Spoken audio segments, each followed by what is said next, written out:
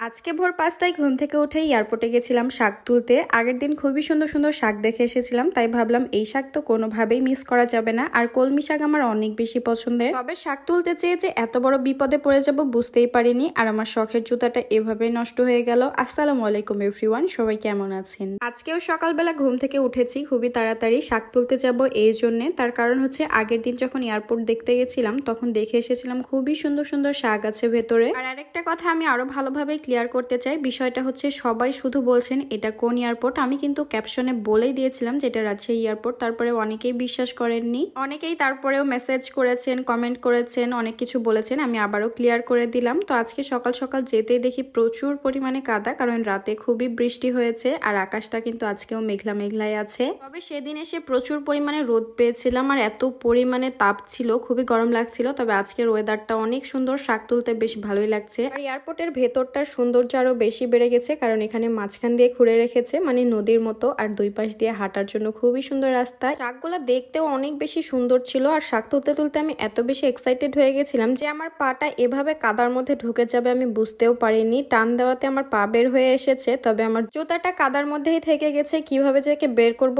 এটাই বুঝতে পারছিলাম না, কারণ এই মাটিগুলো খুবই আঠালো। কোনো রকম ভাবে মাটিগুলো সরিয়ে জুতাটা তো বের করতে পেরেছি, তবে জুতাটা ছিঁড়েই গেছে। জুতাতে প্রচুর পরিমাণে কাদাও ভরে গেছে। ভাবলাম যে এই ছোট্ট নদীতে আমার জুতাটা একটু ধুয়ে নিই। এখানে ধুতে এসে ওই পাটাও ডুবে যাচ্ছিল, তারপরে এখান থেকে উঠে আবার আরো সামনে চলে আসলাম। কোনো রকম ভাবে জুতাটা ধুতে পেরেছি। এদিকে পা ধুতে যেয়ে মনে হচ্ছিল মাটিটা মনে হয় ভেঙেই যাবে পায়ের তলের, খুবই সাবধানের সাথে করছিলাম। আমার সামনে একটু খেয়াল করলে বুঝতে পারবেন এখানে কিন্তু পানির মধ্যে দেখেন মাটিও ভেঙে পড়েছে। আর ওইটা পা ধুতে যেয়ে পড়ে গেছিল, যদি আমি এর মধ্যে পড়ে যেতাম তাহলে কি একটা খারাপ অবস্থা হতো। এটা ভেবেই আমার অনেক বেশি ভয় লাগছিল। চলে আসছিলাম শাক তুলে, ভাবলাম যে তুলবই না। আস্তে আস্তে দেখি এখানে অনেক সুন্দর শাক আর অনেকগুলা। আর কলমি শাক আমার অনেক বেশি পছন্দের। যত রকম শাক আছে তার মধ্যে কলমি শাকটাই আমি খেতে বেশি পছন্দ করি। এই জন্য এই লোভ আর কোনোভাবেই সামলাতে পারলাম না। জীবনের রিস্ক নিয়েও এখানে বসে বসে শাক তুলছিলাম। এখান থেকে পড়ে গেলে কিন্তু আমি সোজা একেবারে ছোট্ট নদীর মধ্যে চলে যাব। সকালবেলায় যেহেতু বৃষ্টি হয়েছে এই জন্য মাটিগুলো আরো বেশি পিছলা হয়েছিল আর বেশি খারাপ অবস্থা হয়েছিল। যদি বৃষ্টিটা না হতো তাহলে কিন্তু এরকমটা হতো না। এত সুন্দর আবহাওয়া দেখে তো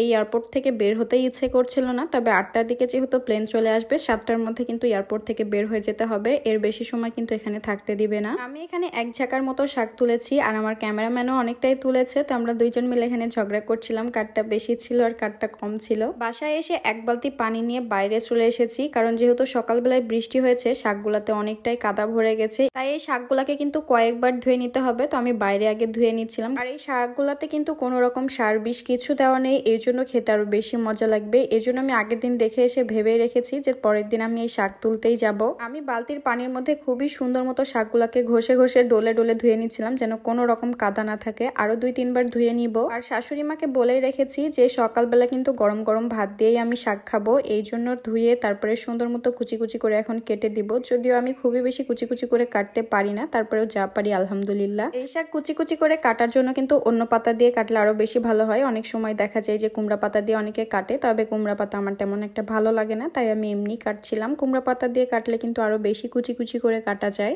এখন এই শাকটা আমার শাশুড়ি মা আমাকে রান্না করে দিবে। আর আজকের ভিডিওটা বেশি বড় করছি না, দেখা হয়ে যাচ্ছে নেক্সট কোনো ভিডিওতে। সে পর্যন্ত সবাই ভালো থাকবেন, সুস্থ থাকবেন। আল্লাহ হাফেজ, আসসালামু আলাইকুম।